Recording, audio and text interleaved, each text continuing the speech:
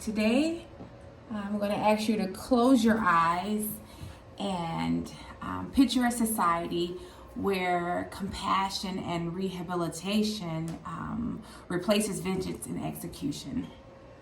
Today, I stand before you to advocate for overturning the death penalty. The practice exhibits a cycle of violence rather than promote justice. As of 2022, more than 2/3 of the countries around the world have vacated the death penalty by law or practice.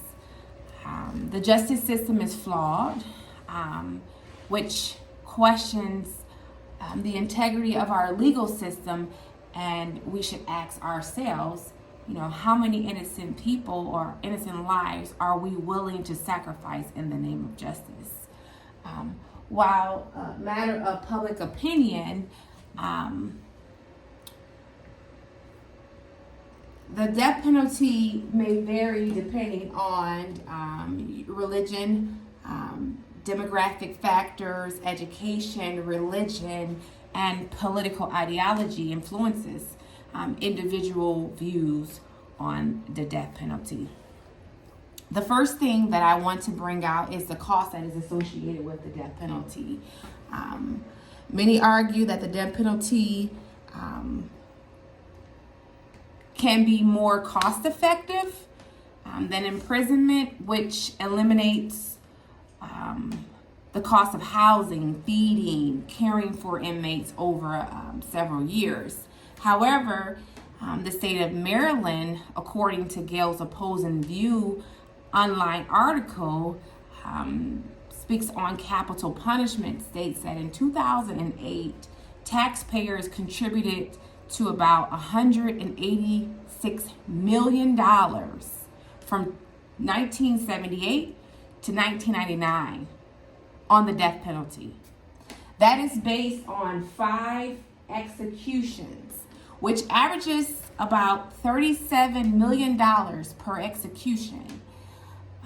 And the complete cost for death row estimates $3 million, whereas a lifetime incarceration averages about $1.1 million per inmate. As of today, over 22 states in the United States enact the death penalty.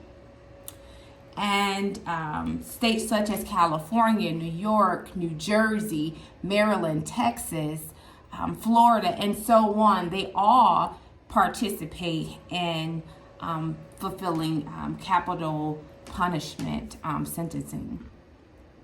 Secondly, evidence suggests racial disparities.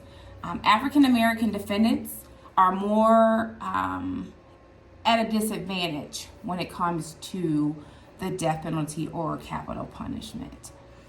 For an example, research published in the Journal of Criminal Law and Criminology found that defendants accused of killing white victims, they were more than likely to receive the death penalty than those accused of killing Black victims. The influence of race, socioeconomic status, geography, location, these are all factors into why certain individuals receive the death penalty versus another race.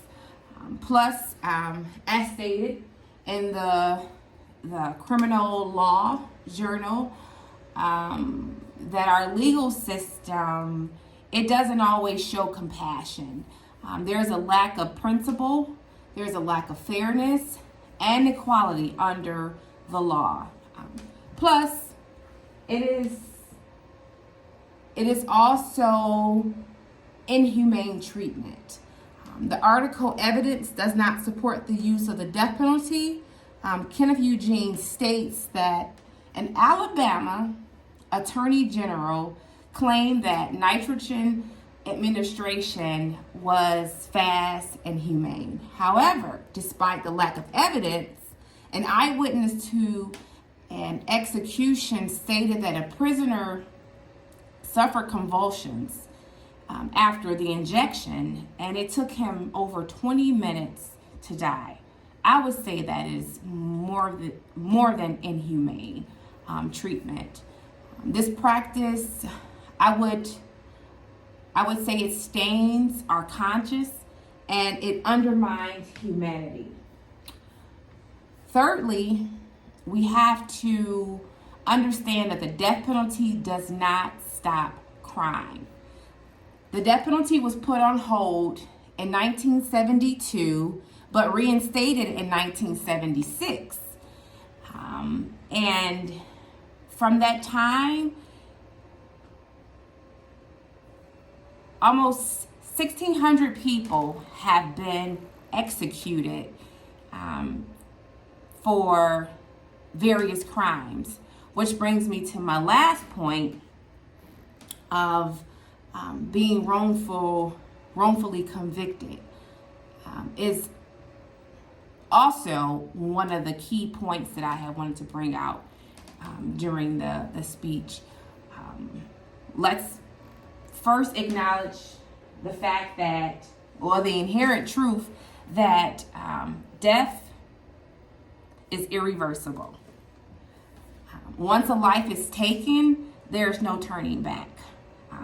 The article does not support the use of the death penalty. States that in 1973, nearly 200 people on death row had been exonerated based on appeals.